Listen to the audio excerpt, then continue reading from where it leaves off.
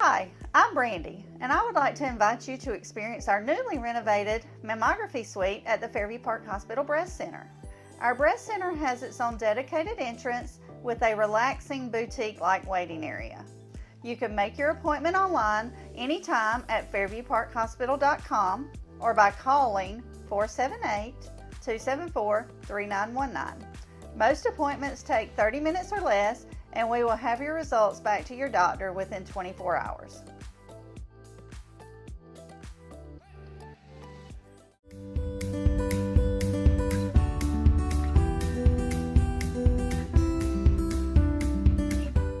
All right, we welcome you out today. We're at Dr. Bozeman's office. We'll be able to talk about a real important issue here in the South, Doctor. We've talked about it before, but it's worth discussing again. That's ATVs and the accidents that happen with those, right? That's right. Yep, here in the South, that's a common thing we see. Folks love ATVs. Yeah. And with that use comes, unfortunately, some accidents. So I want to give you some safety tips on how to avoid those. Okay, great. You know, we talk about pediatrics, talk about children, but ATVs aren't a toy. They aren't. As a matter of fact, I see it all the time. You know, young kids are on ATVs. The reality of it, in the state of Georgia, we have laws that should prohibit that, right? If you don't have a driver's license, you're probably too young to be on an ATV. Yeah. Yeah. And just look at the word, ATV, all-terrain vehicle, right? It's not meant for on-road purposes. I see that all the time. It's very dangerous, though. Yeah, you talk about a device that weighs 400 or 500 pounds. That's right. Capable of going speeds, 40, 50 miles an hour and excess of that. Yeah. With knobby tires that are aggressive, that kind of hold on to pavement if you're on pavement. But, if you transition from pavement to dirt, then you can have a lot of, different type mechanisms of injury. Yeah, and you see that all the time, don't you, Doctor? You see young kids, very young sometimes, they'll be out on the highway riding and, Yeah, and it's a setup for a bad injury. You take the injuries that we do see with ATVs, broken bones, and those can be, problematic. For the most part, bones heal, we can fix that, right? Yeah. Burst spleens, we can fix that. Soft tissue damage, we can do that. But your head, that's who makes you who you are, and a closed head injury can be devastating. Yeah. And so that kind of leads me to another point. If you're age appropriate and you're on an ATV, you definitely need to protect the noggin. Got to have an approved helmet.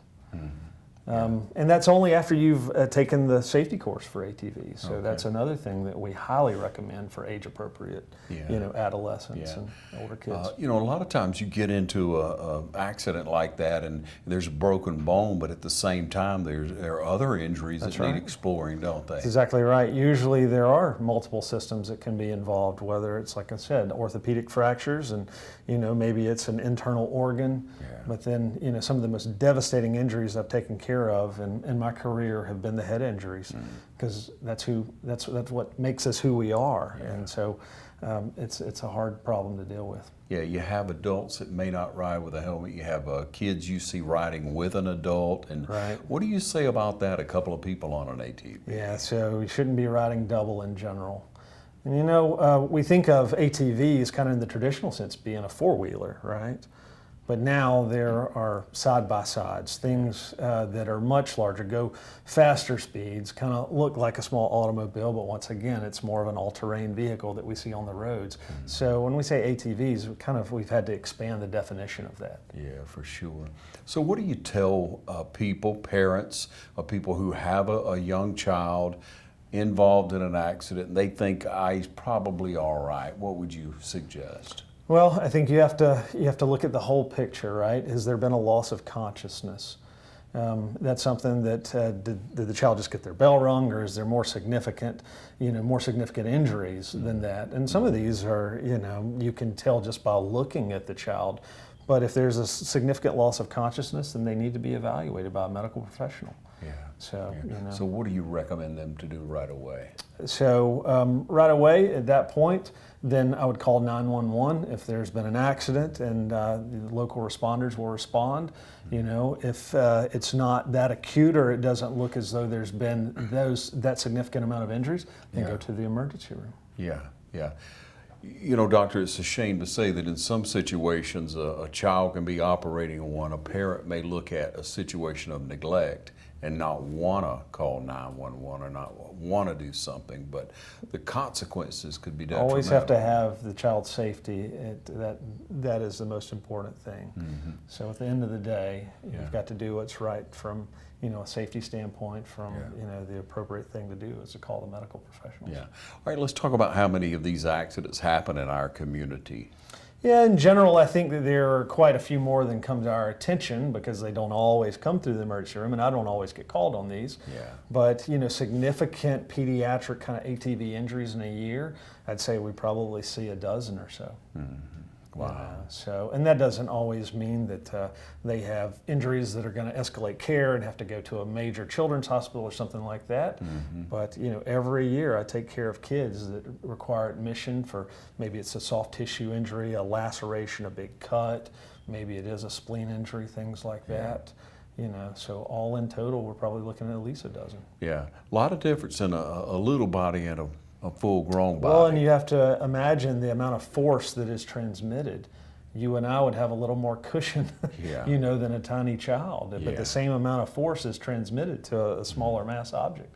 So, it can be devastating. So there's some 1, 2, 3s I'm sure that you'd like to present as far as safety tips for any kind of utility vehicle like that. I think, at the kind of top of my list is if you're not old enough to be on there, you don't need to be on there. I think if you're age appropriate, you need to take the safety course. Always wear a helmet. Always wear a helmet. Don't ride double.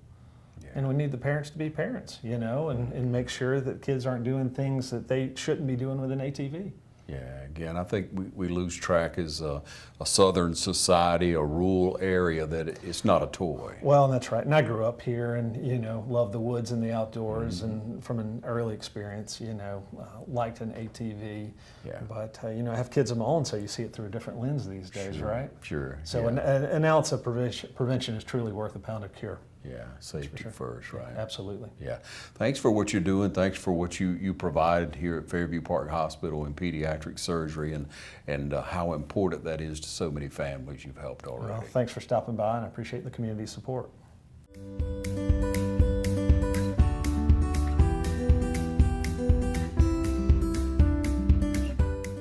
The City of Dublin, yesterday, today, and tomorrow. Your city to live, work, and play.